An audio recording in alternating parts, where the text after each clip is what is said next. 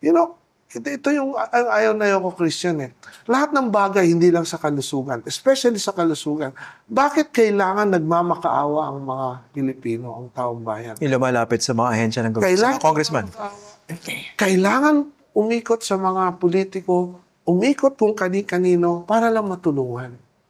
Para bang namamalimos. Bakit ganon? Ibang hindi ganon. Hindi deserve ito ng kahit sinong Pilipino na ganon. Tapos, porke ba ako hindi ko kailangan mag-ikot, hindi ko kailangan magmakaawa. Indifferent na ba ako? Hindi ba ako? So, yun yung parang nag-uusap nga kami, no? Kasi nung last year, ako po ay nag-abroad, nag-attend po sa isang conference. Pagkatapos ng conference, umikot kami ng misis ko, no? Meron nga po doon ng binibenta, no? Kasi sa Geneva po ako nag-attend ng isang conference doon sa pagkatapos umikot kami doon sa mga crash landing site. Crash landing into you. Yung mga Nagpa-picture kayo doon sa lake. nagpa-picture kami. Okay. No? Meron isa doon, nakita kami binibentang isang